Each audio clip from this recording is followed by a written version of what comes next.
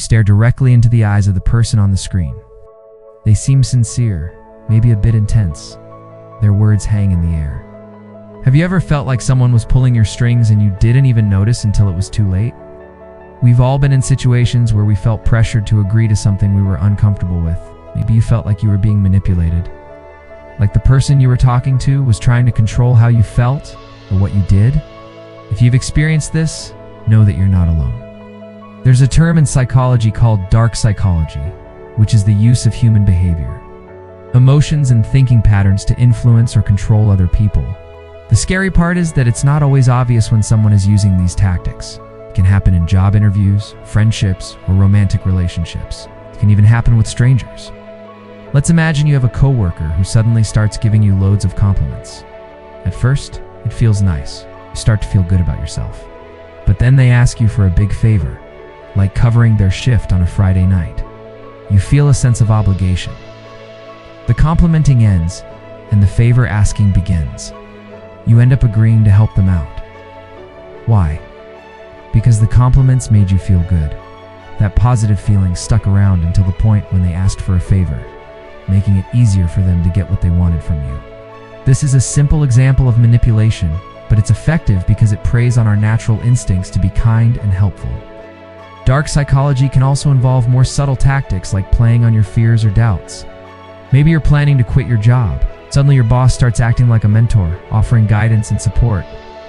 At first it feels nice, but you start to suspect that they're only doing this to keep you working there.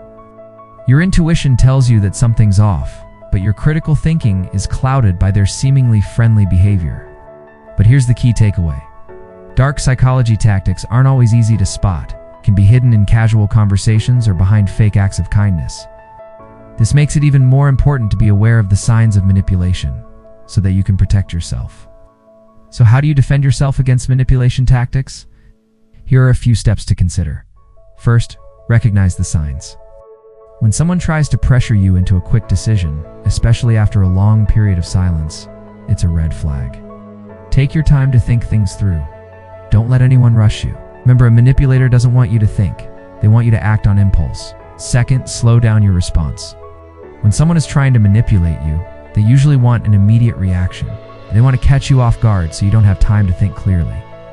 So if someone asks you to do something that seems unfair or unreasonable, take a moment to pause and respond calmly. Simple "I need some time to think about it" can be powerful. This gives you a chance to consider the situation without feeling pressured. Third, set boundaries. If someone is trying to manipulate you, they are crossing your boundaries. They are invading your personal space and trying to control your emotions and actions. Setting boundaries can help you regain control.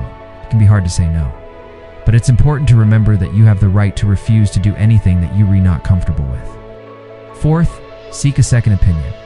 If you're not sure whether or not you should trust someone, it can be helpful to talk to a friend or family member first. An outside perspective can give you clarity, especially in situations where you feel confused or manipulated. Manipulation and tactics like gaslighting and emotional coercion are forms of emotional abuse. While it may be challenging to spot these tactics, especially when they're disguised as kindness or concern, it's crucial to be aware of them. By educating ourselves, we can better protect ourselves from emotional manipulation and coercion. If you're interested in learning more about how to identify and cope with manipulation tactics, we recommend checking out this video. Remember, you're not alone in this. Many people experience some form of emotional manipulation or coercion in their lifetime, but the most important step is to acknowledge it and seek help if needed. Your feelings are valid and you deserve to be heard. Your mind is your most valuable asset. Protect it.